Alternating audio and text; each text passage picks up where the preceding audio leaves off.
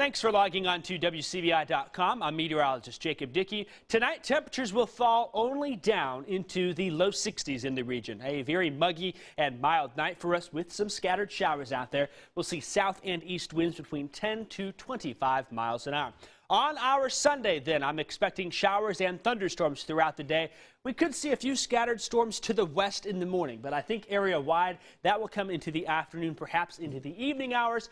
South winds will be between 10 and 25 miles an hour. Once that cold front passes, they'll turn out of the west and temperatures will start to fall. Now, we are looking at highs getting up to 67 in Tupelo and in Fulton. 67 also in Water Valley. Warmer in West Alabama. The front taking its time getting there. We should get up into the low 70s. 71 in Solent and in Vernon. 72 in Aliceville. And then into the Golden Triangle. Again, the front a little slower, meaning a little warmer for us. 71 in Columbus and in West Point. 70 in Louisville and in Starkville. 68 for our high in Winona.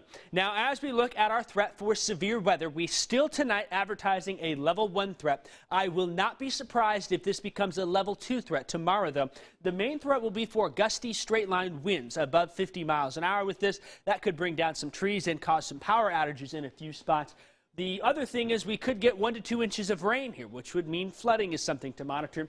The tornado threat remains low, but has to be monitored here. It's not out of the question that somewhere in the Twin States could see a tornado or two, including in this region.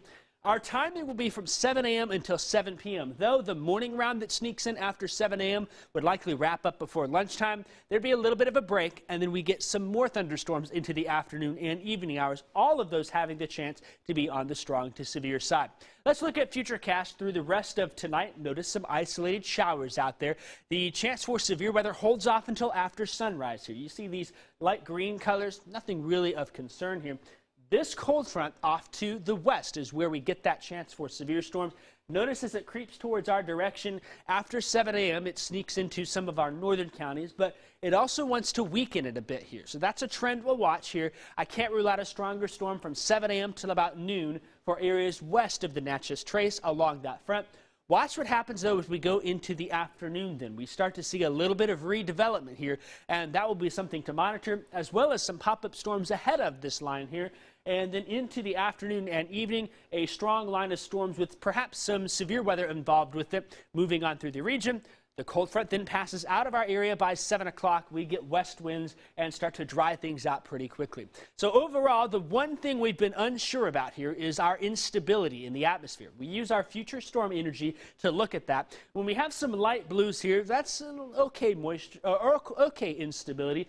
But watch this surge of green northward here. A green color for our storm energy is a better amount of instability in the atmosphere. And we get some instability along and east of the Natchez Trace Parkway into West Alabama. That's something that we weren't sure was going to happen. Futurecast now bringing those instability levels up a little bit. The other thing we have going for us is plenty of low-level wind energy. As we get into the afternoon hours, that wind energy picks on up, and so it will likely mean that we get at least some strong winds into the area. And when we see low-level wind energy and some instability in place, if they can match, that's when we have to watch for perhaps a circulation somewhere in the area. Main timing, again, 7 a.m. till 7 p.m., probably more so lunchtime until 7 p.m. I'm just not going to rule out in the morning seeing a few spots with a stronger storm towards I-55. Gusty winds and heavy rain, the main threat. Can't rule out a tornado at this point just because we have lots of wind energy. We just have to watch if the unstable air can make it north like we think. And then if we get some sunshine in the region, that will add some fuel to the fire. Here's a quick look at our rain potential for the next 24 to 48 hours. Some spots will see 1 to 2 inches of rain. That seems to be about the median. Of course, that means some areas will see a little more. Some areas will see a little bit less as those storms pass on through. Good news if you're looking for quieter weather. We have it coming as we get into Monday and on Tuesday. Temperatures more seasonal down into the 50s with lots of sunshine. Should be dry during the day on Wednesday, but I think by Wednesday night, especially into Thursday, perhaps into Friday, we'll see some areas of rain, maybe some thunderstorms as well then. And overall quiet then as we get into next weekend, though I think just beyond the 7-day, likely going to see a burst of Arctic air.